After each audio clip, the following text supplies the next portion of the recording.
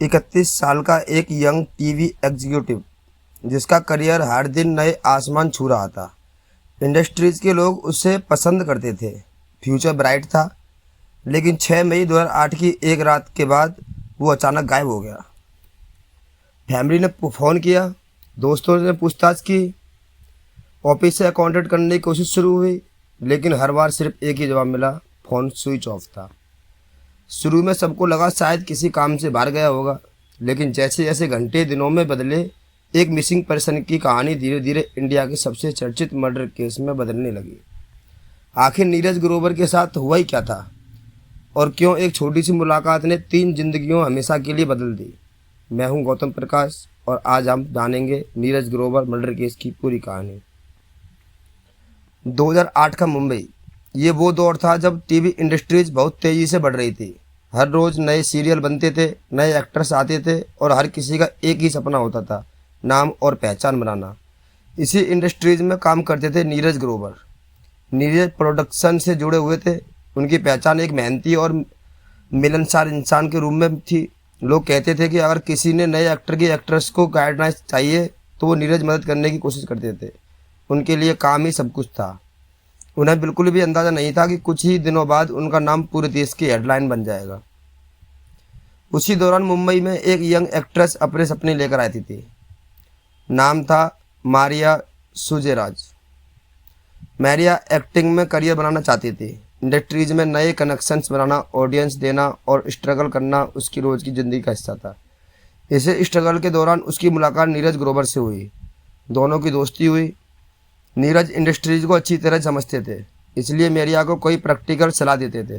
दोनों कई बार मिलते और बात करते, और यहीं से एक ऐसी कहानी शुरू हुई जिसका अंजाम किसी ने नहीं सोचा था।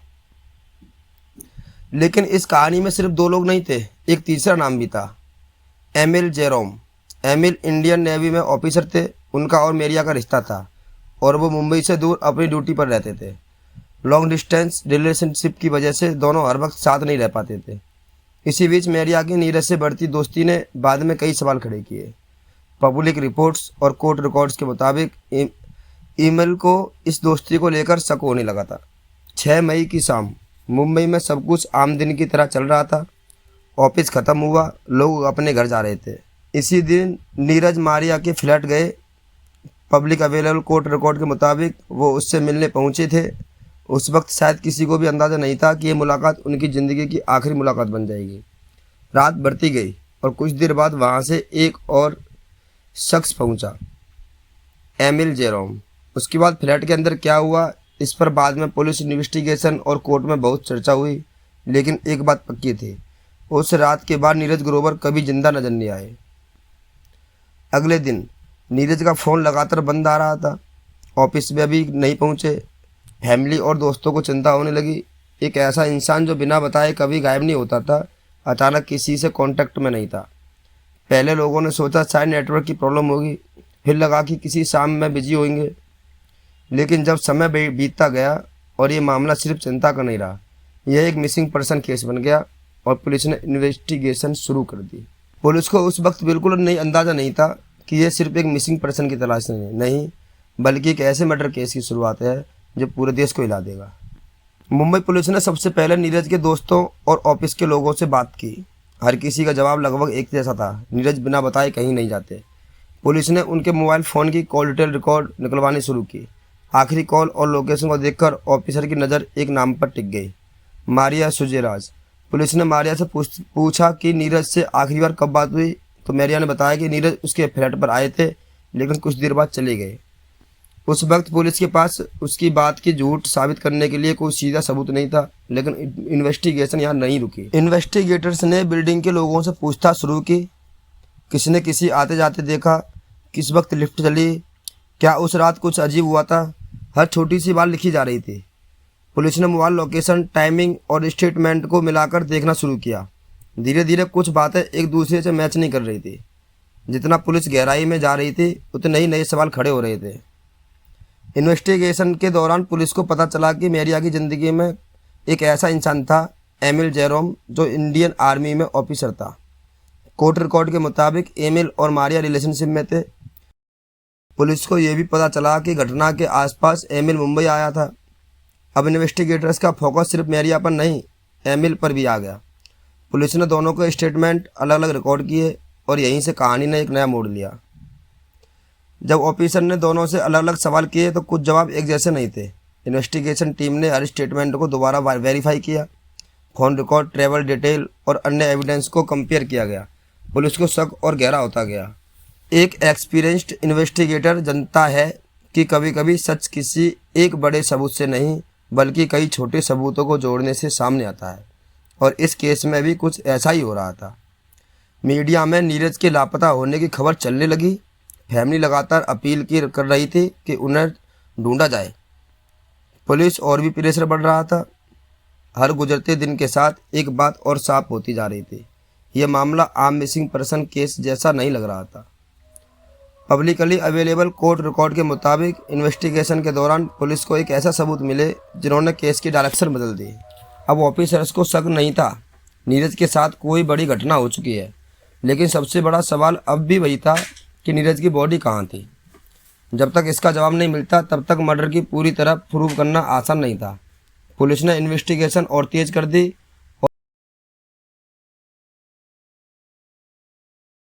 एक ऐसी जानकारी सामने आई जिसने पूरे केस का रुख बदल दिया। पुलिस ने मेरिया और एमिल से कई राउंड्स की पूछताछ की।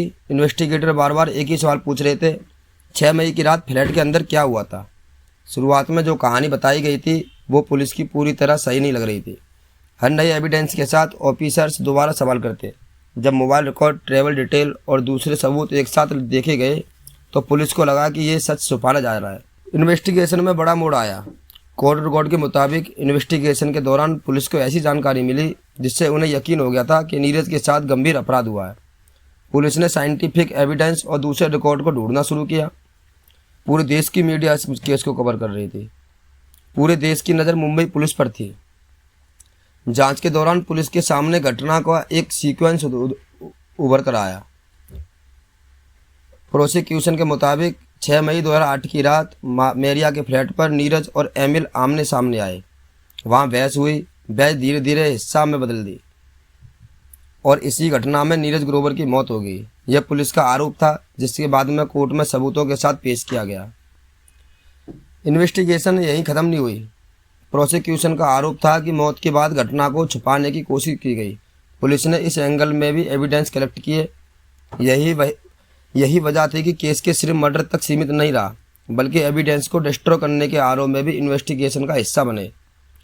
जब पुलिस को लगा कि उनके पास पर्याप्त एविडेंस है तो मेरिया शहराज को और एमिल जेरन को गिरफ्तार कर लिया गया और ये खबर टीवी चैनल और अखबारों की हेडलाइन बन गई। हर जगह एक ही सवाल था, आखिर उस रात फ्लैट में हुआ क्या था। लेकिन इसका अंतिम जवाब अब कोर्ट में मिलना था।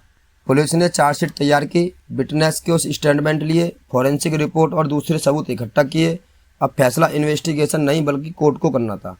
पूरा देश इस केस के जजमेंट का इंतजार कर रहा था। कोर्ट में प्रोसिक्यूशन ने अपने सबूत पेश किए। इसमें forensic report, call detail record, witness statement और इन्वेस्टिगेशन के दौरान इकट्ठे किए गए अन्य एविडेंस शामिल थे। दूसरी तरफ डिफेंस ने अपनी तरफ से दलालें रखनी शुरू की और प्रोसिक्यूशन की कहानी पर सवाल उठाए। कई महीनों तक दोनों पक्ष अपनी अपनी बात कहते रहे। ये केस सिर्फ मुंबई की नहीं पूरे देश में चर्चा का विषय बन चुका था। हर हेयरिंग के बाद मीडिया में नए अपडेट आते थे और लोग फैसले का इंतजार करते थे।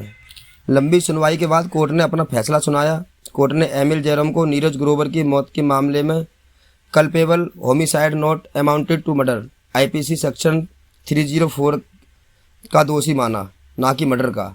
साथ ही मेरिया स्वराज के सबूत मिटाने, डिस्ट्रक्शन ऑफ एविडेंस से जुड़े आरोप में दोषी ठहराया गया। दोनों को कानून के मुताबिक सज़ा सुनाई गई। बाद में सज़ा पूरी करने और कानूनी प्रक्रिया के बाद दोनों जेल से बाहर आ गए। नीरज ग्रोवर की जान वापस नहीं आ सकती। एक पल का गुस्सा, एक गलत फैसला और 3 परिवारों की ज़िंदगी हमेशा के लिए बदल गई। ये केस सिर्फ एक क्राइम स्टोरी नहीं था, ये इस बात की मिसाल थी कि जब शक, गुस्सा और बिना सोचे समझे लिए गए फैसले हावी हो जाते हैं तो अंजाम बहुत दर्दनाक होता है।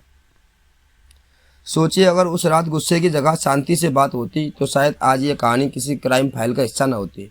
एक फैसले ने सब कुछ बदल दिया। अगर आपको हमारी ये डिटेल्ड क्राइम स्टोरी पसंद आई तो वीडियो को लाइक करें, चैनल को सब्सक्राइब करें और बेल आइकन जरूर दबाएं। कमेंट करके बताएं कि अगला कौन सा ट्रू क्राइम केस देखना चाहेंगे। मिलते हैं अगले एपिसोड में एक और सच्ची क्राइम स्टोरी के साथ।